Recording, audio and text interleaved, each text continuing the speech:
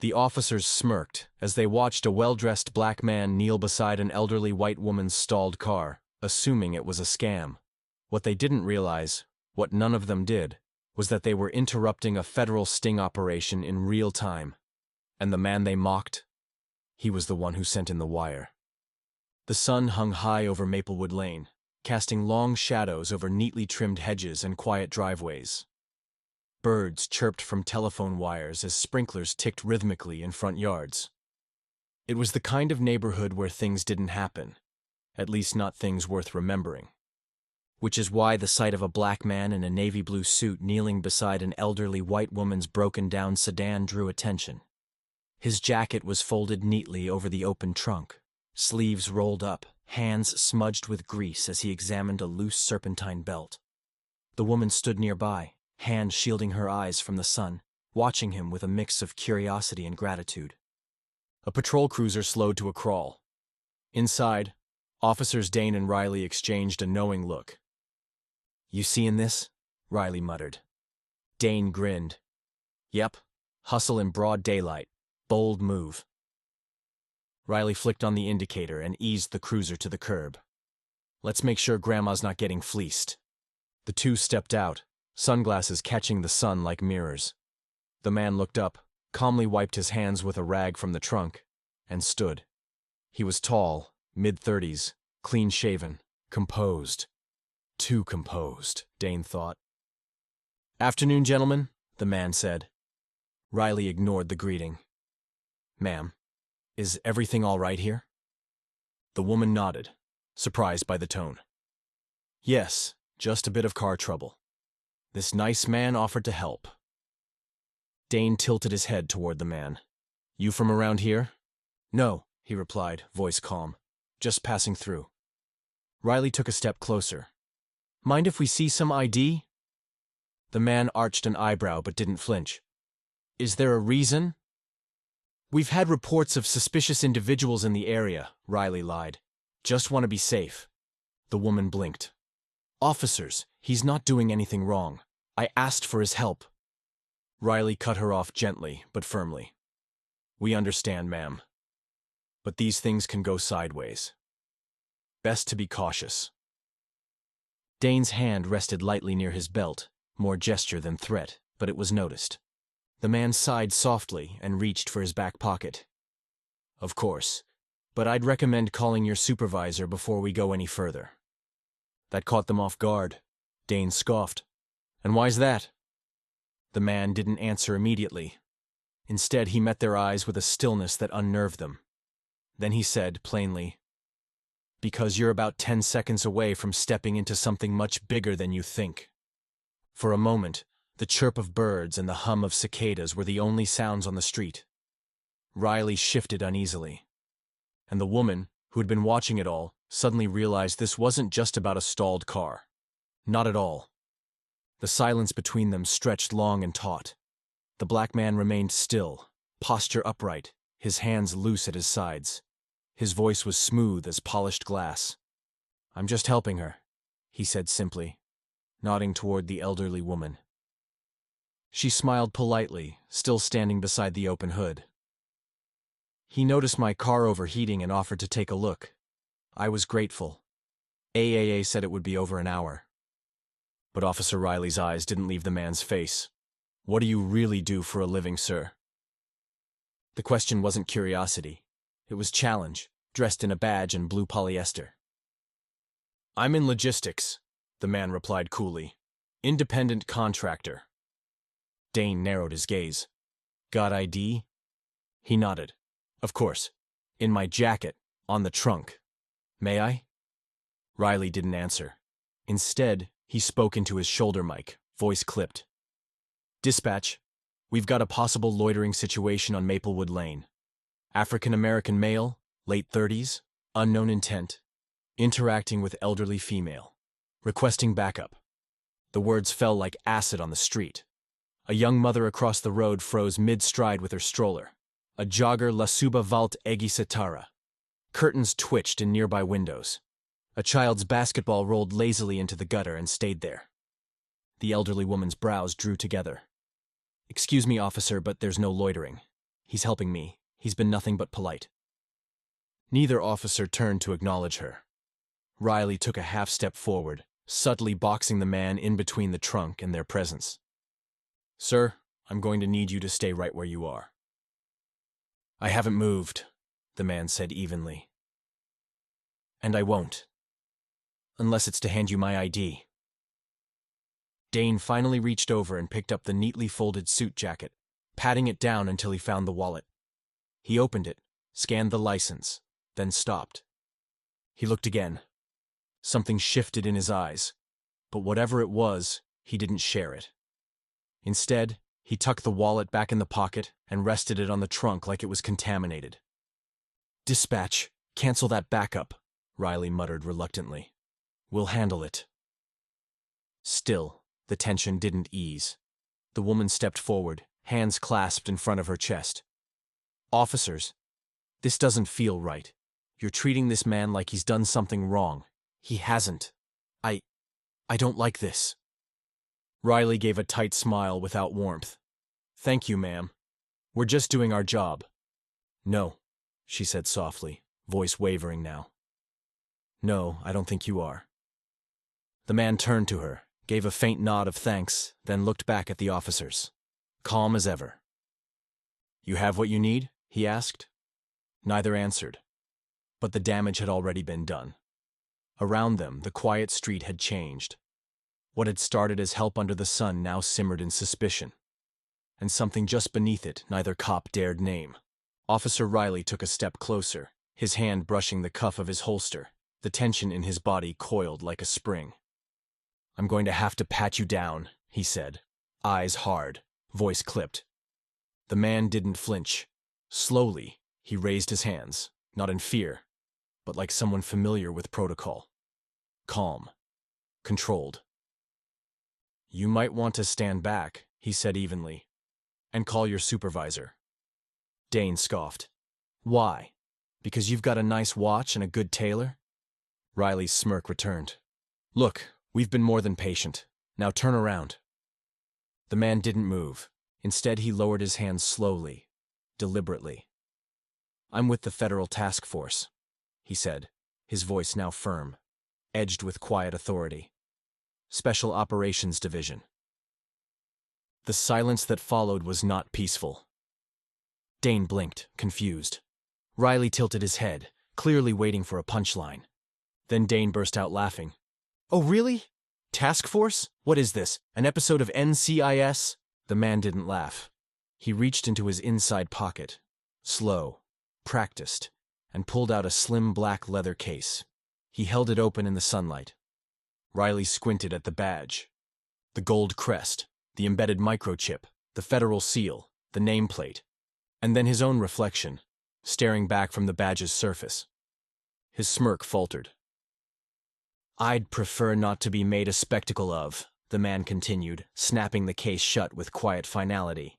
"But since you insisted—" Riley's voice lowered an octave. "You're undercover?" The man tilted his head. "Was." Dane stepped back, suddenly aware of the crowd that had gathered. Phones now recording. Whispers spreading like wildfire. "Federal Task Force?" Riley asked again, softer this time. "What division?" "Organized crime and public corruption. Interagency. Been working this corridor for 8 months. The elderly woman gasped. "You were just, what, passing through?" she asked, eyes wide. The man turned to her and offered the kindest smile he had all afternoon. "Saw you struggling. Figured I'd help. Didn't expect the delay." Riley's voice was quiet now. "Why didn't you just say something?" "I tried," the man replied, his tone clipped. "But you weren't listening." The words hit harder than any accusation. A deep silence followed. Officer Dane's radio crackled faintly. Someone asked for a status update. He didn't respond. Instead, he glanced toward the gathering crowd, then back at the man. You going to file a complaint?" The man met his eyes. "Number, I'm going to file a report." Then he walked back to the woman's car, adjusted the radiator hose he had been tightening, and gently closed the hood. All around them, the neighborhood had changed. And so had the power in the air. He reached into his coat pocket slowly, deliberately, like someone trained to move with precision under pressure. No sudden gestures, no raised voices, just control. What emerged was not a weapon, but something far more disarming. A sleek, leather badge wallet, held between two fingers like the final card in a game no one else realized they were playing. He opened it. "Special Agent Darius Cole," he said calmly. "Department of Justice." The badge gleamed under the afternoon sun, embossed with gold and edged in federal blue. His photo, his title, his authority. Officer Riley stared as though the ground beneath him had cracked. Officer Dane's mouth opened slightly, words gathering but refusing to leave. I didn't see a badge," Dane stammered. Agent Cole gave him a look, not angry, not smug, just tired. "You weren't looking." The crowd that had gathered was now utterly still. Phones hovered midair. Whispers gave way to wide-eyed silence. The elderly woman stepped closer, her hands clasped tightly in front of her. Her eyes moved from Cole's badge to his face, then to the two officers frozen beside him. "What's happening?" she asked softly. "I don't understand." Cole's expression softened. He turned to her and placed a gentle hand on her shoulder. "You're safe now, ma'am," he said, his voice low and steady. "We've got everything we need." The kindness in his words contrasted sharply with the tension hanging in the air. It was the kind of voice that made people feel protected, even when the world around them was starting to unravel. Riley finally spoke. You set us up." Cole looked at him. "I didn't set you up. I was working a case. But you made yourselves part of the problem." Dane flushed red. This wasn't racial. Cole didn't answer. He didn't need to. Because the truth was already unraveling in real time, captured in the bystanders' videos, etched into the silence between each word, written in the way the officers had treated him before they saw the badge. Riley muttered something under his breath and turned toward the patrol car. But the damage was done. Not just to their reputations, but to the illusion of control they thought they had.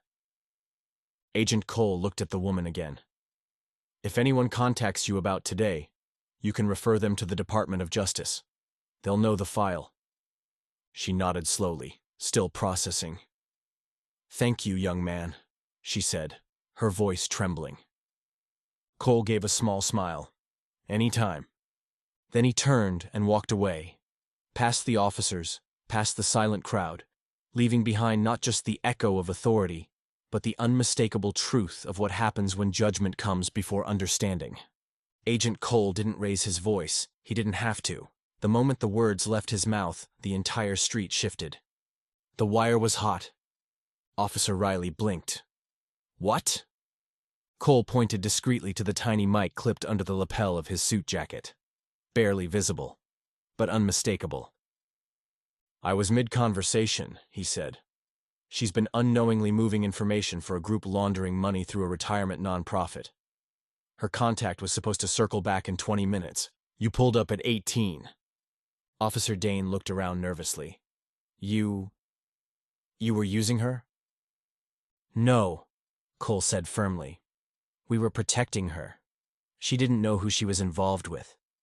She's been a victim in all this, manipulated through kindness and trust. I was here to make sure she didn't get hurt." Down the street, a nondescript utility van hummed to life.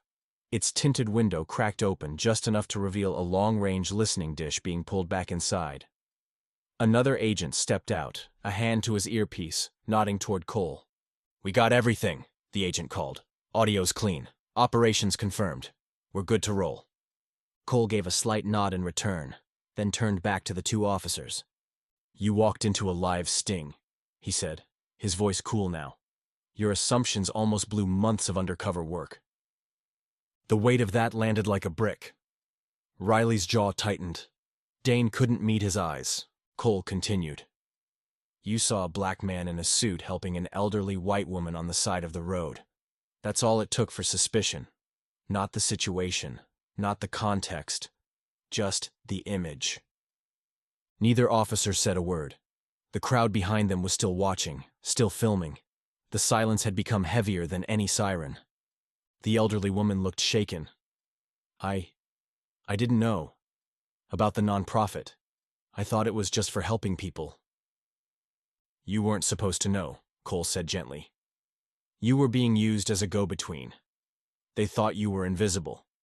Turns out, you're the key witness. Her lips parted in shock. Me? You did the right thing, Cole said. You trusted your instinct to help, and that brought us to the truth. Riley finally spoke. So, what happens now? Cole didn't flinch. Now we clean it up. The case moves forward, and you, he looked directly at the officers, might want to ask yourselves why your first instinct was to stop me and not the situation. He turned without another word. The agents from the van moved in, quiet and efficient. What had looked like a breakdown was really a setup, just not the one anyone had expected. And as Cole walked away, the story behind the smirks, the badge, and the suit revealed what prejudice never sees: purpose. The screech of tires was subtle, but the silence that followed was not. A black SUV rolled up beside the patrol car, its dark windows reflecting the blinking lights of the local cruiser. The door swung open, and 3 federal agents stepped out, coats sharp, posture sharper. No confusion, no hesitation. They were here with purpose. Patrol Unit 29, one of them called. You're ordered to stand down. This is now a federal operation. Officers Riley and Dane stiffened. Riley instinctively glanced toward his radio, then up at the agents. No one needed to say it twice. This wasn't a request, it was a directive. From the back of the SUV, a stern-looking man in his late 50s approached. His badge gleamed, DOJ Operations Supervisor. He didn't raise his voice. He didn't need to. Badge numbers, he said coldly, holding out a gloved hand. The officers hesitated. Now. Riley rattled his off first, followed by Dane, both looking more like cadets than seasoned patrolmen. The supervisor jotted them down with precise, practiced irritation, then looked up. You have any idea what you just walked into? The silence was answer enough. He stepped closer, his voice a low hum of authority. That man, Special Agent Cole, was operating under deep federal cover. Months of planning, coordinated surveillance, and you two nearly torched the whole thing because you saw a black man in a suit helping a white woman and assumed he was the problem. Dane started to speak, but the supervisor cut him off with a raised hand. No excuses, no backpedaling. I've seen this too many times in too many towns. You didn't assess the situation, you assessed the man, and you almost compromised everything. Behind them, the elderly woman sat on the car's bumper, still processing what was happening. Cole stood near her, quietly explaining things in a calm, patient tone. Nothing about his demeanor said, undercover agent, but everything about it now made sense. Riley muttered under his breath, We thought he was just some guy. The supervisor froze. He turned back slowly, eyes sharp. And that's the problem. The words hit like a slap. The crowd nearby had grown. Phones were still recording. Some people shook their heads in disbelief. Others just watched, their faces unreadable. The supervisor took a breath, then leaned in one last time. This wasn't just about a mistake. It was about the mindset behind the mistake.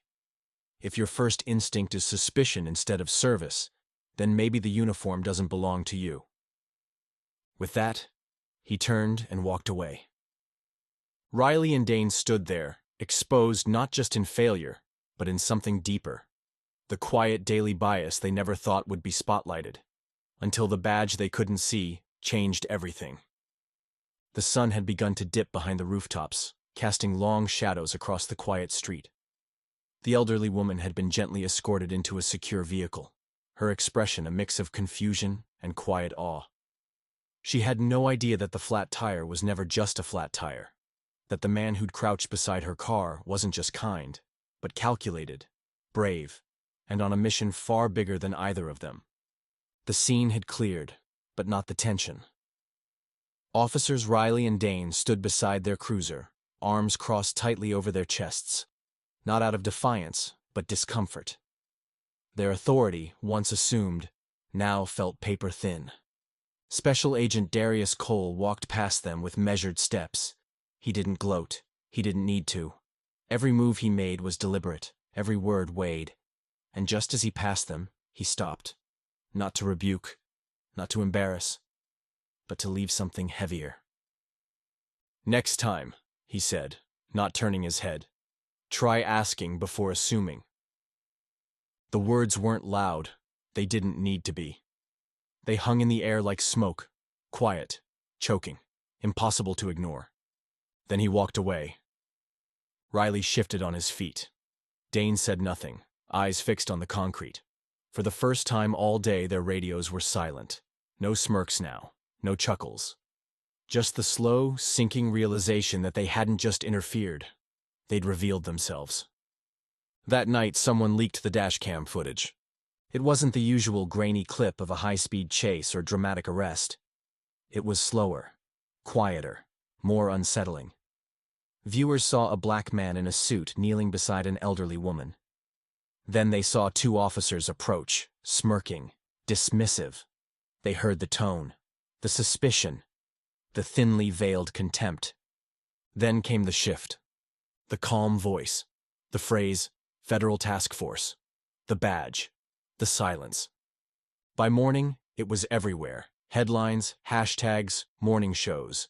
Not for the spectacle, but for the subtlety, the restraint, the dignity of a man who didn't raise his voice, but still shook the ground he stood on. They laughed at him until they realized who he really was. Special Agent exposes police bias mid-sting operation.